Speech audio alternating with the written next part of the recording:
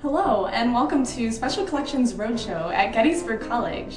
On this episode, we're going to be looking at Civil War prisoner of war memoirs.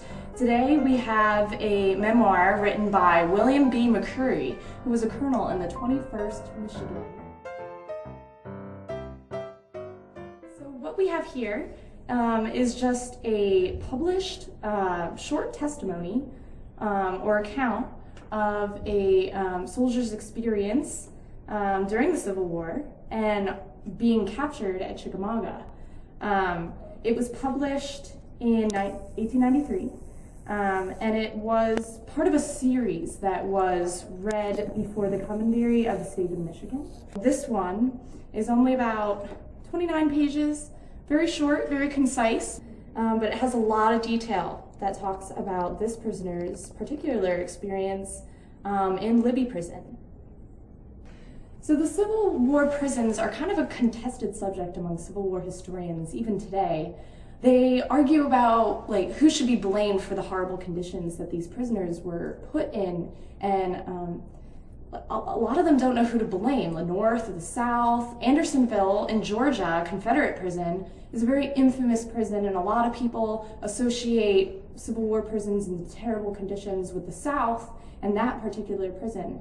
However, the North wasn't that much better. Today, we want to look at Libby Prison, which is actually a Confederate prison in Richmond along the James River.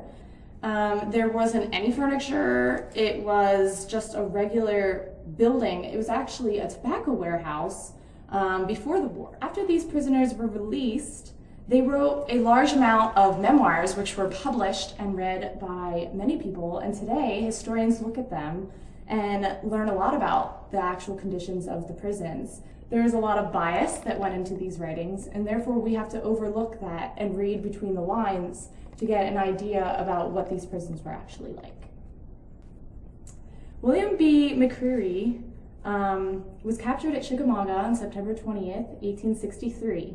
He was wounded during that battle, and so when he was taken, they were split into different groups depending on how wounded they were. There were so many wounded that the regular hospital, which was in the basement of Libby Prison, was overcrowded, so that McCreary was sent to Pemberton Building, which was the overflow hospital. There, he actually had a very good experience. He was very grateful to his surgeon. Libby Prison was only composed of officers. However, there were about 1,000 or more officers in that prison at a time. There were only 6 rooms, and the area was only 100 by 45 feet each room. So it was very crowded. There was no furniture, no blankets, no glass in the windows, very bad ventilation.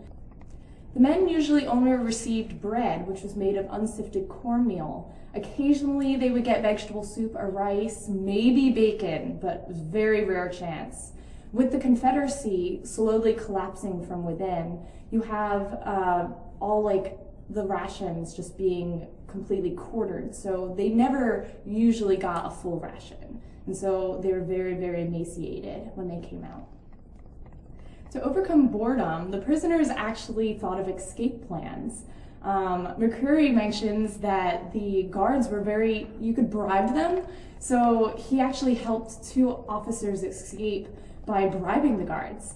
As well, a lot of officers dressed up and disguised themselves and literally just walked out the front door without the guards even noticing. There was a very large escape that Libby is renowned for, and that occurred on February 9th, 1864, when 109 officers escaped through a tunnel. Their goal was to get to Williamsburg to federal lines. Only 51 successfully got to the federal lines. McCreary was one of them. We know a lot about this escape because McCreary writes about it in his memoir. He talks about how Colonel Rose was responsible for engineering the whole thing. It took about 30 days. What they did is they took the bricks out of the fireplaces in the kitchen to get down into the basement, and from there they spent days just digging a tunnel through the basement and underneath the road outside. But finally, on February 9th, at about 7 o'clock, they all, one by one, went through the tunnel. Prisoner of war memoirs during the Civil War are really important to historians today because they give us a vast amount of information about these prisons. And there are so many of them, a lot of them published almost immediately after their escape, or their release. So we can look at these and learn a lot about that. It tells us a lot about just the memory of the Civil War. Special Collections here at Gettysburg has a large collection of prisoner of war memoirs. These are very fascinating, and I encourage anyone to come in and read them and interpret them as they will. Thank you for joining us here at Special Collections Roadshow. Tune in next time to learn more about the artifacts that we have here at Special Collections. Until then, do great work and keep up on your research.